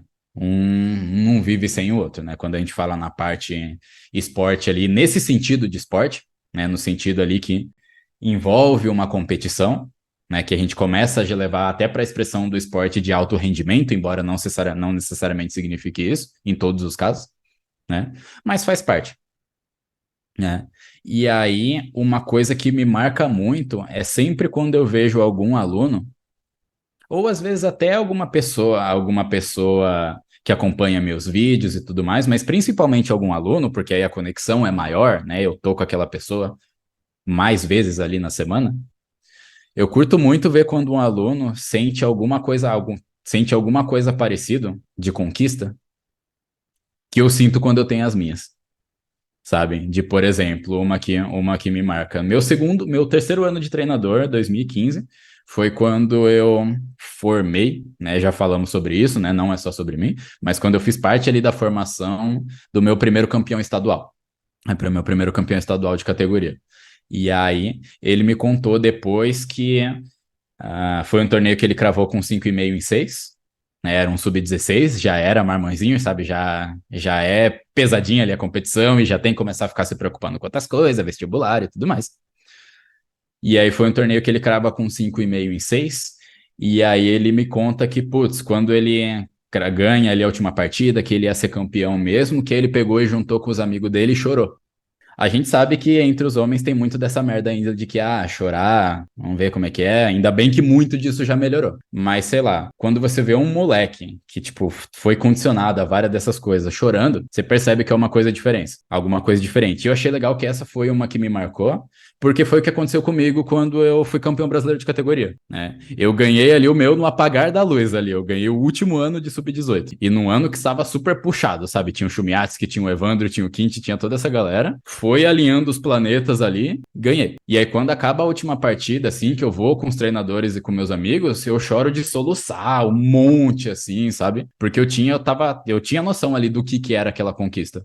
Porra, minha primeira viagem internacional foi por causa daquela conquista, né? Depois eu pude ir para o Pan-Americano como representante do Brasil, que aí normalmente os campeões brasileiros vão com um monte de custo bancado, né? Não tinha outro jeito de eu fazer aquela viagem naquela época. Inclusive, até hoje é o único torneio internacional que eu joguei. É uma das coisas que eu ainda, um tipo de experiência que eu ainda quero ter. Para ter uma ideia do tamanho que foi aquilo para mim. E aí, então, é uma lembrança muito forte quando eu vejo um aluno ali também que chorou quando foi campeão estadual, né? Ou então, sei lá, quando eu gosto de falar eu gosto de falar dos meus alunos, eu abro os meus alunos quando em algum momento eles já abriram, eles já tornaram público. Ó, treino com fulano, igual a Babi fala, né? Quando a Ellen classificou para as Olimpíadas, eu falei, mano do céu, velho. Velho do céu, porque assim, foi uma. Para aquele momento ali, foi uma parada assim, absurdamente fora da curva mesmo, sabe? Do torneio que ela consegue encaixar ali, tanto que, pô, uma performance boa o suficiente para viajar o mundo, né? Para viajar o mundo vestindo a peita da seleção, que é uma coisa que eu acho que eu vou ter que comer muito arroz e feijão ainda para conseguir fazer. Então tem essa parada também, sabe? De lembrança de às vezes ajudar alunos a conquistarem coisas que talvez eu não consiga, né? Às vezes também o próprio exemplo da Babi, às vezes um torneio específico que você disputa ali, e quando você sai do torneio, você olha e fala, mano, o que que eu fiz, velho? Joguei pra caralho. Joguei muito, foi super bem aqui, né? Que é tudo coisa que eu já vivi também, sabe? Eu já tive aquele torneio bom, já tive, por exemplo, ali o meu brasileiro de categoria e tudo, e às vezes até em outras coisas, sabe? Quando às vezes algum aluno que faz aula, mas que joga mais por hobby. Sabe, aquele perfil que é a pessoa que joga por hobby, mas é super competitiva, quer ganhar no hobby, quer subir o rating ali online. E aí me manda aquela partida, mano, tá dando resultado, ó, joguei, segui aquelas paradas ali que você falou e rolou. E aí eu lembro também dos meus aprendizados, sabe? Quando eu estudo alguma coisa, e aí eu vejo que beleza, entendi, e aí chega uma hora que o resultado, igual eu falei, não é só sobre o resultado, mas acaba sendo a personificação ali, né? Uma demonstração ali de uma evolução, de um progresso. E eu acho da hora, porque, tipo, quando é comigo, eu sei qual que é a sensação, eu sei que é da hora, eu acho legal passar isso pros outros. E do outro lado também, né? Nós três aqui a gente já viveu e não foi uma vez só, a bad de um torneio ruim, né? Então acaba, tipo, sei lá, uma lembrança, não precisa ser uma lembrança boa ali, então é uma hora ali que, tipo, quando às vezes a pessoa volta de um torneio ruim, aí eu fico tentando lembrar como é que foi pra mim, pra ver como é que eu posso ajudar. Já não é necessariamente lembrança boa no sentido de da conexão com o resultado, mas sei lá, pela conexão emocional ali, sabe? Eu gosto de. Costuma ser uma lembrança boa quando eu vejo que dá pra passar pra outra pessoa o prazer que eu tive do xadrez ali comigo. Ainda mais nesse ambiente de competição, que a gente sabe que às vezes pode ser meio tenso. Não, é porque é muito legal mesmo, assim, os meus alunos também, quando ficam, eles chegam, falam que ganharam alguma coisa, algum torneio, é muito legal, é uma sensação muito boa, né? Por eles, principalmente, né? A gente conseguir saber que está fazendo a diferença na vida de alguém é muito legal. Sim. O processo de É, torcida é super legal também. Às vezes o torneio fim de semana sim, inteiro, você fica lá dando F5 no Chess Jesus, pô, não vai postar logo o resultado. Adoro. sobre o treinamento em si. Você faz um treinamento, e aqui eu já vou dar até um spoiler, né? Como aluna. Você faz um treinamento fixo ou existem vários tipos de treinamento de acordo com o seu aluno? E aí, eu falando de mim, parece que Tossani faz uma leitura assim muito, muito fidedigna do que eu estou precisando no momento. Assim, parece que ele foi lá no meu cérebro e falou: peraí, calma. Agora a gente vai para Ele esse é o lado daqui. algoritmo. Eu Torsani acho que é ele uma é. personificação do algoritmo. Ele já está Eu ali. acho, desconfia. Ele vai lá, faz as continhas, fala: peraí, calma, vamos por aqui agora. E super funciona, né? E aí, como que foi isso? Como que isso foi construído em você? Foi sempre assim? Você sempre pensou que tinha que ser assim? Ou você começou fazendo um treinamento sempre igual com todos os seus alunos e foi mudando? Como foi? Eu acho que ajudou um pouco ter sido desde o começo, ter as aulas particulares, ter os treinos particulares como ali o carro-chefe, né? O pagador de conta. Por ter começado ali com o Matheus, tudo, e aí eu peguei e falei, puta, primeiro aluno, vamos entender esse moleque, né? Vamos ver o que ele precisa. E aí, conforme foi passando, eu fui pensando, mano, segundo aluno. Vamos entender o que essa pessoa precisa também. Acho que ajudou ter sido assim um pouco desde o começo. Que é isso, né? O carro-chefe hoje são as aulas particulares, né? É o que eu mais faço. Então, profissão, treinador particular. Particular, né? Se eu tiver um treinamento fixo para uma parada que pode ser tão personalizada, picareta, né? Não ia ter, não ia ter outro nome. Você vender ali a parada personalizada e fazer tudo meio parecido. É claro, né, que tem umas coisas mais universais, por exemplo, o cálculo, né, não tem como fugir, né? Precisa treinar cálculo, senão quando chegar a hora decisiva ali, que você precisar enxergar uma coisa importante na tua cabecinha, se não tiver aquecido, você não vai ver, né? Então é claro que tem algumas coisas que todo mundo tem que ter, mas mesmo assim muda a abordagem, né? Vai, por exemplo, quando alguém chega interessado em ter aula comigo, e pergunta ali qual que é meu método, né? Tá bonitona essa palavra método hoje em dia. Qual que é o seu método? E aí eu tenho ali um pitch, né? O discursinho ali de vendas, eu tenho um discursinho ali semi-pronto ali que eu adapto de acordo com a situação. Às vezes até do que eu já senti com a da pessoa, ou às vezes até se eu já conheço a pessoa, né? Que em resumo eu falo ali sobre a minha divisão por temas, né? Que eu gosto de dar umas quebradinhas ali na caixinha, de às vezes treinar uma coisa isolada, a abordagem mais prática do que só teórica, né? Eu curto fazer a pessoa pensar, mais com cara de treino do que de aula, baseada em muito exercício, fazer a pessoa praticar ali. E que sim, eu dou uma importância bem grande ali para essa parte mais mental e mais humana ali do jogo. Mas daí eu devolvo a pergunta para a Babi. Isso daí resume o meu método? É só isso que a gente faz? Meu. Tem, na pedagogia tem uma coisa que normalmente as escolas elas falam que é o método construtivista. Mas o autor do construtivismo, ele falava exatamente que não era um método. Era uma questão de que você ia construir o conhecimento com a pessoa e relacionado com a pessoa, né? Mas aí acaba que tentavam resumir num método. Eu aplico esse método do construtivismo. Mas não tem como você ter uma lista de coisas a fazer se você tá pensando em uma pessoa só, né? Porque você não pode pegar uma receita de bolo e passar para todo mundo e esperar que seja o mesmo resultado, porque são pessoas diferentes. Então, assim, acho que é isso. Não tem um método. Não existe um método Torsani. Justo, né? Até tem, né? Você sabe, a Babi sabe que tem algumas coisas específicas que são muito particulares minhas, né? Aí quem quiser saber já sabe, né? Arrasta pra cima. Arrasta pra cima. A Babi sabe. Eu sei! Desculpa! Né? Muito bom. Mas em resumo, o método é comprar tua briga mesmo, né? Tentar te conhecer, te entender. Já teve mais de uma pessoa que falou que a minha aula é uma terapia. Ou então que eu devia ser psicólogo, que eu devia fazer psicologia, ou já me perguntaram se eu sou Thaís já psicólogo. ouviu isso, né? Já, Thaís? Não é uma... Até alguma hora depois de eu sair de um torneio muito ruim, a Thaís, não, mas Bárbara, terapia. Já fiz terapia com o Torsani, já tá tudo bem. Não, gente, façam suas terapias, estou só brincando. Sim. Isso é uma coisa muito não importante. É uma terapia. Não é uma terapia. Exatamente. No máximo, sim. No máximo é uma forma de você perceber que a terapia vai te fazer bem. Sim, né? Assim, se você... Não, é verdade. Sim. Muitas pessoas, às vezes, têm uma experiência que não é de terapia, mas que está correlacionada, e aí ela desperta para pelo fato de que ela pode se beneficiar, entendeu? Porque se ela consegue reconhecer em outras atividades que não são terapia, processos terapêuticos, talvez isso assim, ajude ela a se convencer de que não tem nenhum tabu, nada, né, sobre o fato de você procurar terapia. E eu acho que, particularmente para quem está nesse processo de treinamento para resultados assim de longo prazo, né, como em busca de título, tal, eu acho que é assim fundamental, assim, acho muito pouco, assim, os benefícios são enormes, assim. E você conversa com pessoas que passaram por isso, né?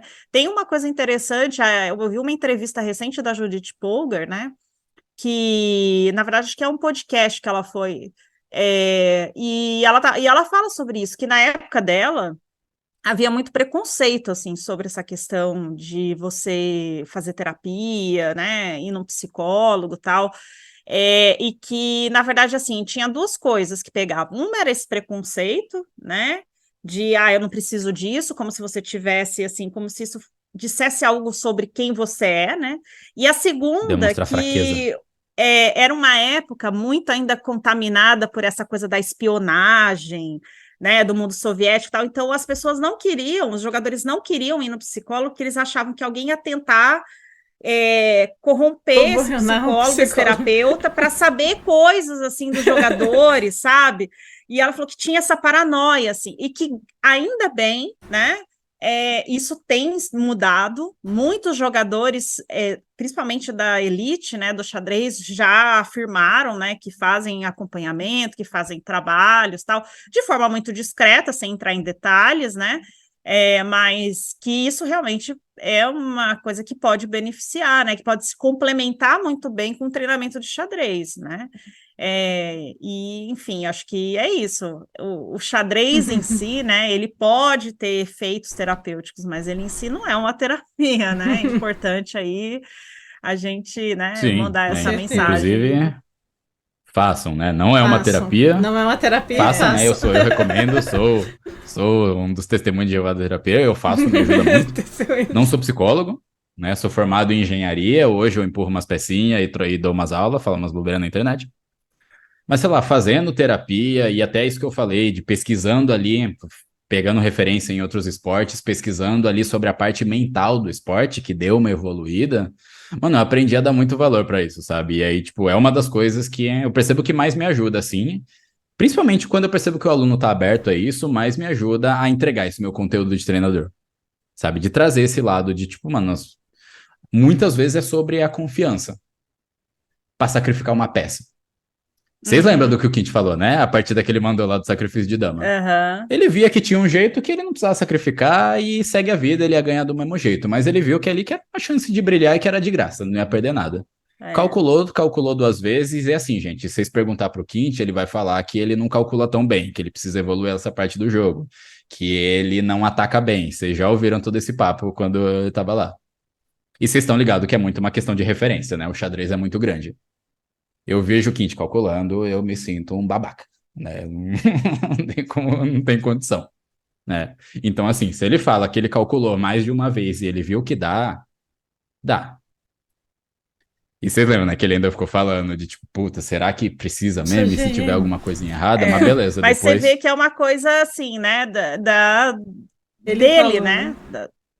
De uma coisa dele, do processo dele, de confiança, assim, de, pô, agora eu sou GM, cara. Se eu não puder sacrificar o Adão, mas pra que eu conquistei esse título, né? Sim. Que ajudou na confiança na hora, né? Peraí, que eu sou GM, né? eu dou Eu conta. cheguei até aqui pra sacrificar uma dama, né? Afinal de contas, Sim. é pra isso que a gente, né? Batalhou tudo, E né? até. Sim, até a Thaís comenta também. Ah, então esse é o lado bom de não ser GM. Porque nós.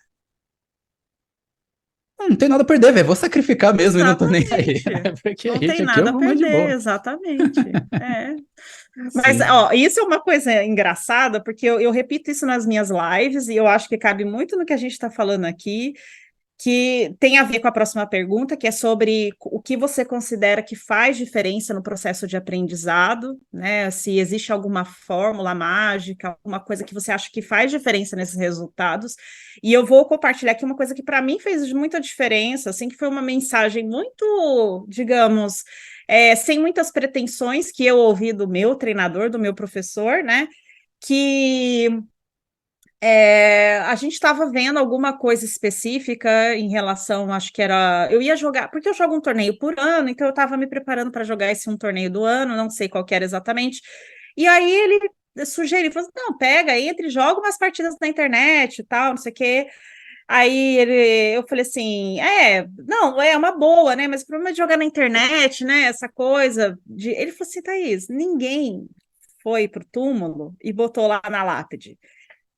Fulano, 1840 de hate no chess.com. Nenhuma, assim, entendeu? Assim, né? Então, assim, aproveitar desse espaço porque ele pode te aportar em termos de aprendizado, de quebrar essas barreiras, de se desafiar, né? Porque não vai fazer diferença nenhuma. Diferença vai fazer quando você chegar lá, como chegou o Quint naquele momento, em que ele podia sacrificar o Adão jogando contra um GM num torneio internacional, entendeu? E fez, sabe? Isso faz diferença. Agora, você aproveitar, né, assim, ter essa, digamos, esse desprendimento e, de certa forma, quebrar um pouco esse medo, né, esse receio, assim, de expor, digamos, o processo que você vai ter que passar para aprender as coisas, né? Às vezes eu acho que, assim, principalmente no xadrez, acho que as pessoas são muito pouco humildes, assim, de reconhecer que, cara, a gente faz um monte de bobagem, né? Assim, as nossas partidas são cheias de erros, as partidas dos campeões mundiais são cheias de erros. E, assim, errar é uma parte inerente do processo de aprender, né? E aí parece que a gente está nessa busca do acerto o tempo todo, e essa busca do acerto, assim, com esse viés, assim, então, de repressão, né? Parece que você está se reprimindo, né? Da possibilidade de errar, tal. Eu acho que isso prejudica muito o aprendizado, assim. Não sei qual que é a tua impressão sobre isso, sobre... enfim, você observando os teus alunos e alunas, né? Esse processo do aprendizado, como que é esse caminho e o que você vê, assim, como realmente algo que faz diferença na busca por resultados. É engraçado isso da lápide, né? Você sabe quem que foi o Schlechter? Não, não sei. O Schlechter, ele foi um dos primeiros vice-campeões mundiais. Ele foi um dos caras que perdeu o match, se não me engano, pro Lasker.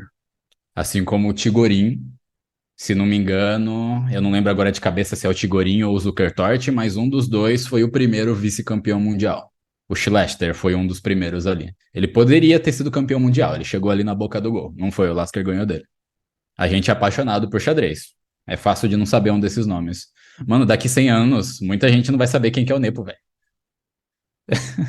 Sabe, pra Sim, gente ficar com essa brisa ali, às vezes, de, mano, tô perdi hit, sim. velho, a galera vai ver, ou então eu mesmo, não sei o quê. E o pior é que falar é fácil, a gente consegue falar abertamente sobre isso. Aí a gente fecha aqui a conversa, vai jogar uma partida, perde 2 seguidas, pronto, desaprendi. Não vou mais fazer isso, vou dar uma parada. Mexe muito com a cabeça, né? Fórmula mágica, né? O segredo, que faz ali que faz ali a diferença. Eu acho que tem mais de um jeito legal de falar isso, mas todos vão falar a mesma coisa. Você falou ali sobre humildade, humildade com você mesmo. É legal ali falar sobre humildade ao processo, né? Respeito ali ao processo. Parte desse processo é isso que você trouxe, o processo de cair e levantar, né? Você vai cair, né? E aí se você quiser continuar jogando, você vai ter que levantar, e depois você vai cair de novo e vai ter que levantar. Vai ser vários torneios bons e depois um ruim, vai ser vários torneios ruins, depois um bom, depois mais um monte ruim. Se você continuar, você vai conseguir pegar uns torneios mais legais. Nisso eu acho que também é muito importante, tipo, a paixão ali, sabe? A paixão ali incondicional ao xadrez, porque, mano, você pode curtir muito ali o xadrez ciência, o xadrez arte, como espectador, como consumidor de conteúdo. A parada de ver um exercício da hora na internet, compartilhar, ver uma partida legal e compartilhar. Agora que tem a barrinha, super divertida, você poder dar pitaco. O que eu acho legal da barrinha, até comparando com outros esportes, Corinthians vai jogar, 40 mil pessoas no estádio. O Renato Augusto erra um passe, ou então o mais cornetável ali, com o jogador erra um passe, a galera xinga ele. Toda a galera que tá xingando, se botar uma bola no pé, não vai saber o que fazer. Esse é um pouco do poder que a barrinha deu pra comunidade ali do xadrez, sabe? O poder ali de cornetar o cara fazer alguma bobeira, mesmo que a gente não ia saber nem identificar aquela bobeira. Então, às vezes eu percebo que às vezes você pergunta pra galera sobre ali o que acha da barrinha, eu tô dando meu pitaquinho aqui. Eu acho como um mal necessário, né? Tem ali a parte tóxica, mas sei lá, pelo menos ajuda um pouquinho mais pessoas a se sentirem confortáveis. Talvez não do jeito certo, mas ajuda mais gente a interagir com o jogo. Enfim, dá pra curtir muito ali como espectador, consumidor, criador de conteúdo e pá. Brincar umas partidinhas na internet de vez em quando.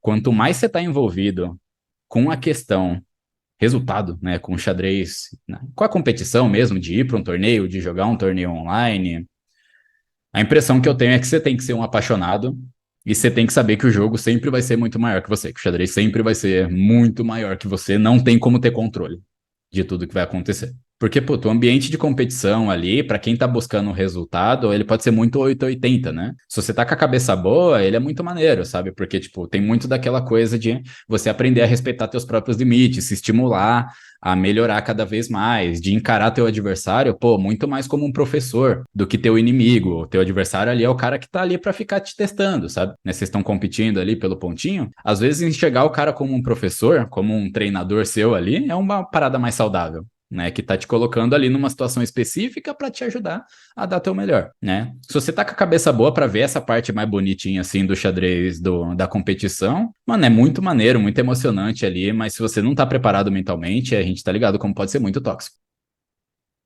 De vários jeitos diferentes. Eu lembro uma vez que eu fui acompanhar alguns alunos no Brasileiro de categoria, e aí quando eu entro no ginásio para ver como é que tá lá, eu vejo uma conversa entre dois pais, e aí um tá falando pro outro, pais, tá? Um tá falando pro outro. Não, porque eu vim para ganhar o torneio.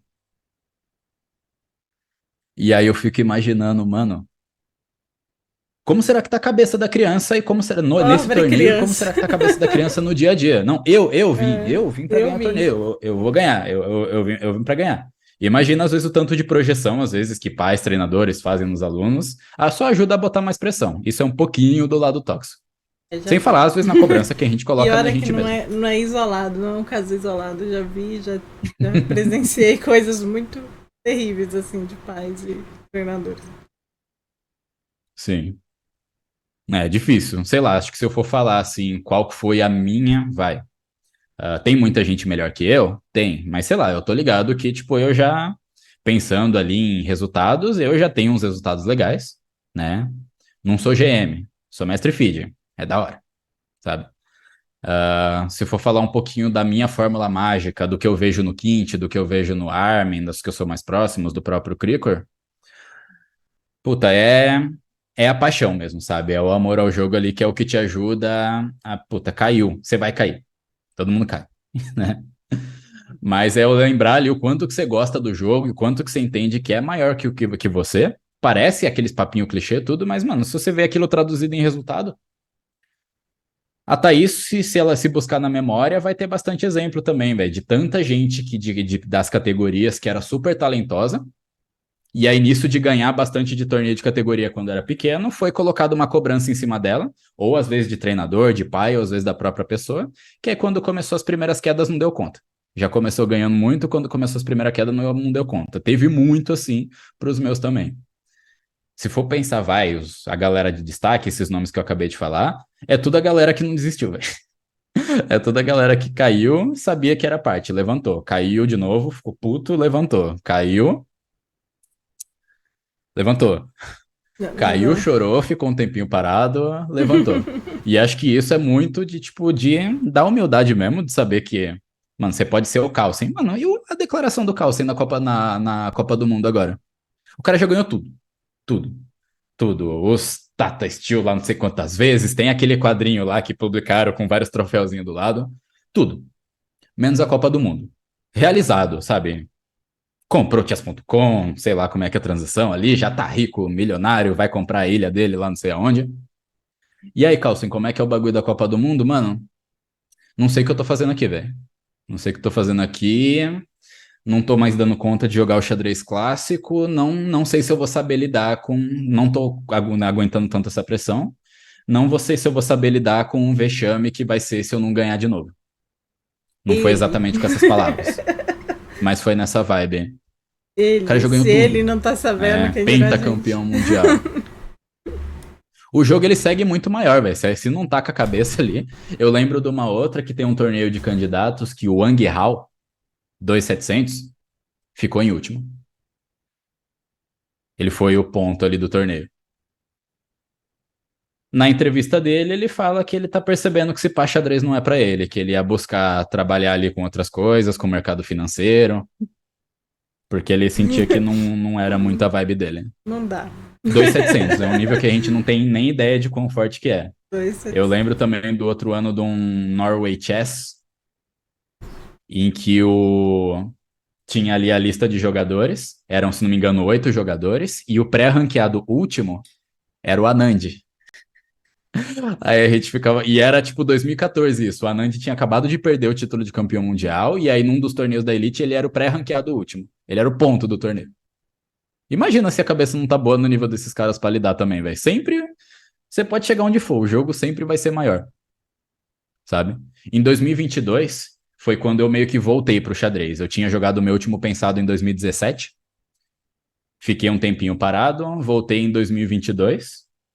E aí, às vezes, a galera me perguntava nas lives que eu ia jogar o Floripa Open, qual que é teu objetivo e tal? Eu falava, mano, tô com expectativa, só quero manter o rating, né? Não tô querendo subir ainda, só quero voltar, sabe? Conseguir ali jogar o suficiente, voltar para o ambiente, pelo menos, e pensando em resultado, manter minha força. Joguei 5 torneios em 2022, perdi rating nos 5. Fui mal em todos, o saldo de 2022 foi menos 60. Altas pira passa na cabeça, a Babi viu um pouco disso, porque em Niterói a gente se conheceu, foi um desses torneios que foi bem zoado assim. Continuei porque, mano, eu gosto muito. Não tem jeito. Conversei com meus colegas ali, conversei com o Quint, tudo, com o Armin e tal. E aí já teve o Floripa 2023, que por enquanto foi um dos únicos torneios que eu joguei no ano, que eu já fui bem. Fui muito bem, assim. Tipo, acho que eu era o pré-37. Fiquei em 20º, ganhei minha medalhinha, minha premiação ali, né? E aí, de novo, aquilo me ajudou a reviver ali que, tipo, mano, é isso aqui mesmo, né? Acho que o Cricor até falou quando ele conversa com vocês, por exemplo, do xadrez na internet, né? Que é importante se você joga na internet, como você joga sempre com rating parecido, é aceitar que você vai ganhar e perder mais ou menos o mesmo tanto. Que a evoluçãozinha, assim, às vezes ela vem mais de longo prazo. Isso é um monte de coisa que a cabeça só sustenta se ela gosta muito. Muito. Muito. Essa é a fórmula mágica. Gostar de xadrez um monte. O máximo que você conseguir. Quando você se tornou mestre feed, você já estava com um foco. Você pegou e falou, vou fazer um treinamento agora para me tornar mestre feed.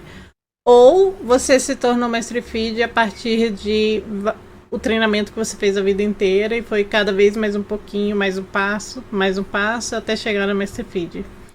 E quanto tempo você acha que precisa de dedicação para você se tornar um mestre feed? Essa segunda aí é bem difícil. Depende de muita coisa, né? Porque quando a gente fala ali sobre o tempo, não é uma parada muito linear, né? Que não é tipo, você consegue se dedicar ali 24 horas por dia, ou então, beleza, eu vou fazer então 10 horas por dia, isso eu consigo controlar. Não vai conseguir controlar por um tempo grande. Pô, Tó, do primeiro torneio feed que eu joguei, que foi 2006, né? Foi uma Copa Itaú, saudosa. É o primeiro torneio feed. Até passar os 2.300, que foi 2016, 10 aninhos. Não é uma parada muito linear. Nesse meio tempo, eu ia pra escola, fazia umas provas, jogava minha bola, né? Então, sei lá, puta, um resuminho ali de como foi, né? Tipo, sempre tinha alguma outra atividade. Por estar em São Paulo, acabava ajudando, pelo menos naquela época, né? Tinha bastante torneio por aqui, não precisava ir para muito longe para jogar, né? O meu rating inicial, eu comecei bem até, tipo, eu consegui encaixar muito bem os torneios que eu joguei, que eu fiz meus blocos.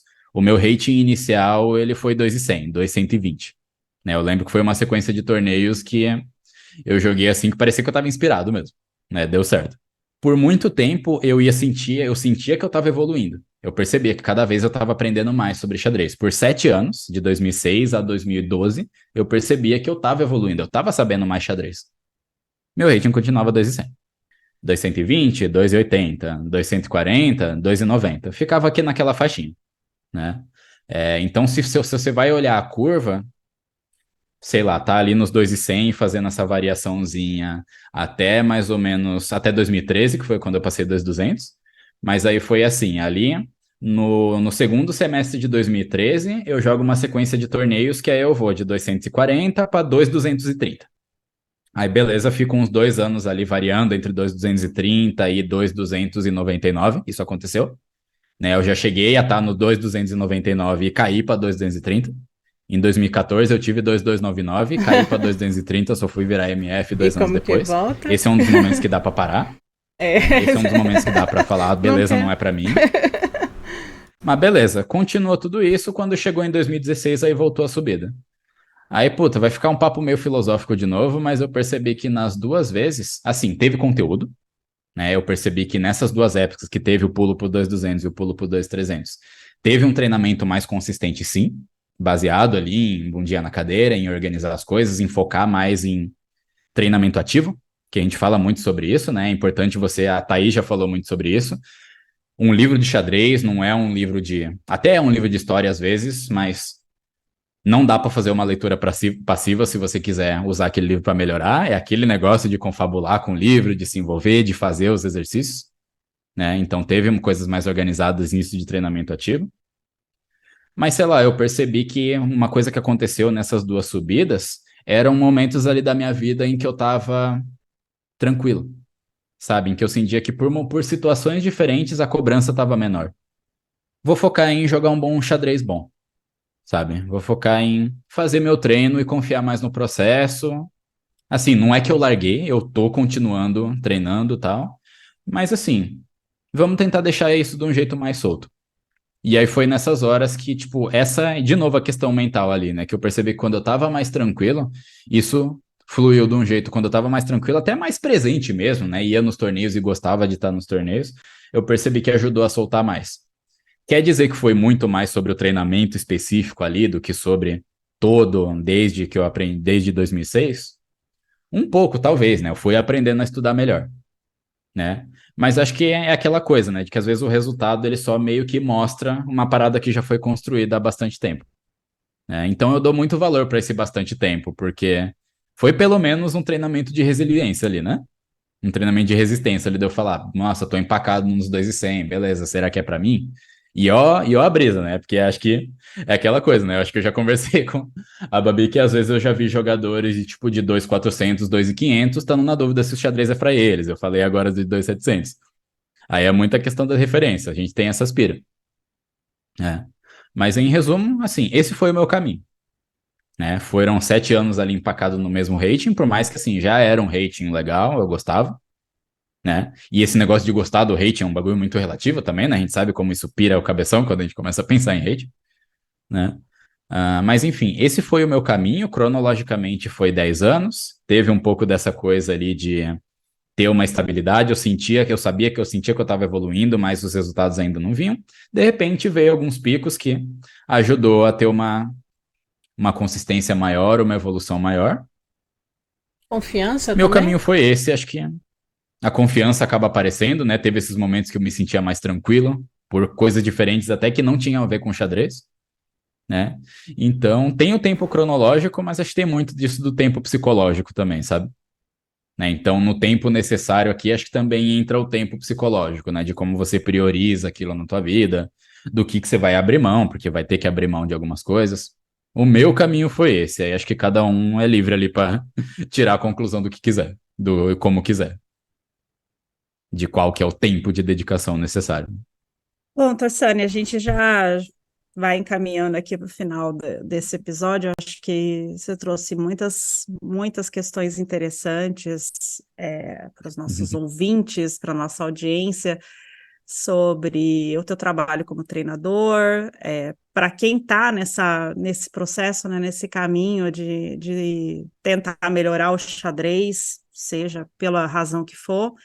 Então, eu queria, para a gente concluir, que você deixasse uma mensagem, um conselho, não sei exatamente qual seria a palavra ideal para a gente fechar esse episódio, que você gostaria que o pessoal que está nessa luta, né, nessa busca, seja com treinador, seja sozinho, enfim, mas pessoas que queiram realmente aprender mais sobre xadrez e estejam em busca de alguns resultados específicos, que mensagem você deixaria para essas pessoas?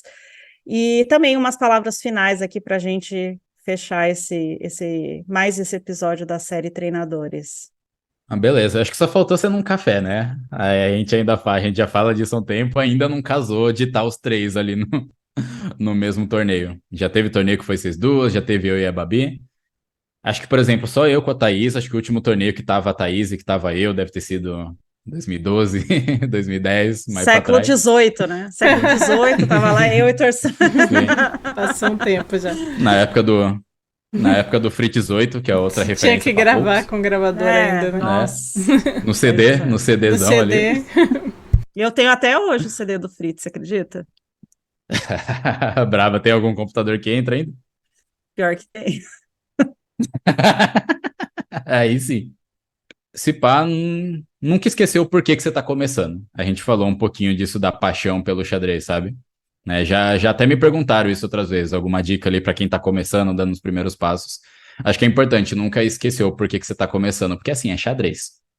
Quando a gente tira do contexto que a gente já foi picado, que a gente já é viciado por xadrez, é xadrez. Teve muita evolução aí, já teve muita evolução, né? Já mudou, até você já comentou algumas vezes, já mudou o estereótipo do nerd, já tem outras visões. Xadrez. Ainda não é uma coisa que está super enraizada, né? Não é igual, sei lá, um moleque que às vezes por das influências já nasce apaixonado por futebol ou pelo time do coração. Né? Eu falo para a Babi, né, que eu aprendi o que era Corinthians antes de aprender o que era futebol, né? Por influência ali da minha família. O xadrez ainda não tem esse apelo, sabe? Então, se você entrou nesse universo, algum motivo tem, tá ligado? E às vezes vem por coisas diferentes.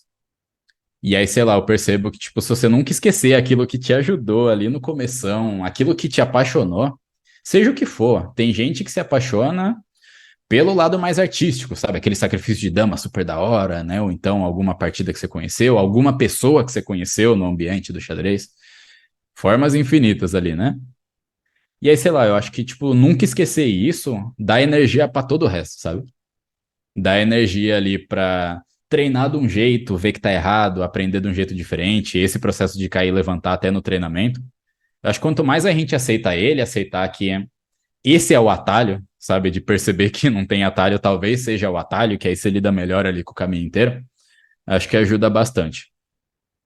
Um exemplo até nisso, né? Eu tive ali o meu primeiro torneio, eu falo que é o meu primeiro torneio real e o meu primeiro torneio oficial, porque eu não consegui encontrar palavras melhores para isso.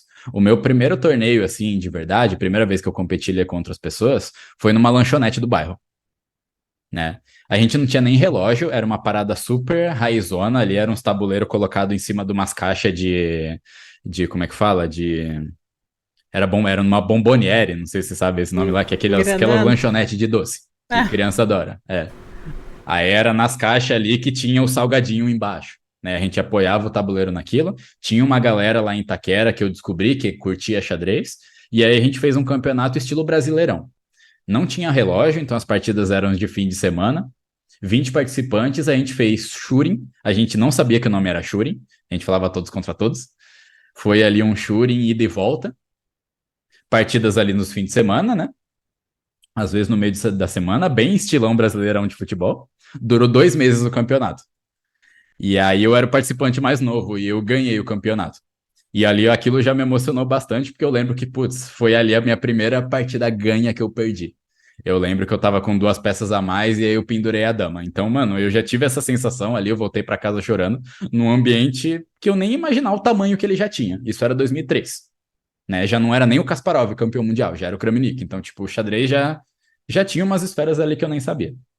E aí eu lembro que eu ganhar aquele torneio, assim, para dar o meu exemplo, né? Alguma das coisas que me motivou, né?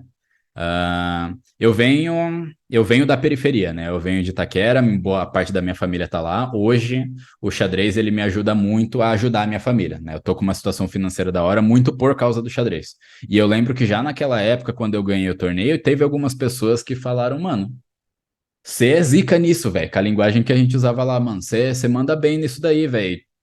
Dá até pra pensar em investir nisso, velho, de ser profissão. Será que não tem os bagulho de ser jogador de xadrez? Igual tem os jogadores de futebol, não vai ter umas copas aí pra você disputar. A gente tinha a nossa pira ali, sabe? O nosso campeonato foi em formato de Brasileirão.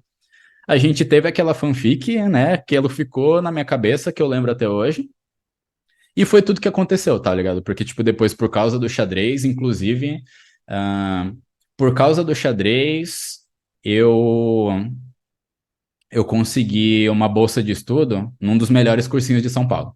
É, eu não vou falar os nomes aqui, mas a gente sabe quais são os melhores cursinhos de São Paulo. Um deles me deu uma bolsa de estudo por causa do xadrez, sabe? Porque eu fui campeão brasileiro naquele ano e aí eu ganhei a bolsa integral para poder me preparar para a faculdade. Aquilo me ajudou a ir para a faculdade, né? Então, me abriu portas assim e hoje é minha profissão, é o que me ajuda a ajudar a minha família, a ajudar a minha mãe. E aí isso me marcou bastante, sabe? De eu lembrar disso desde lá do começão.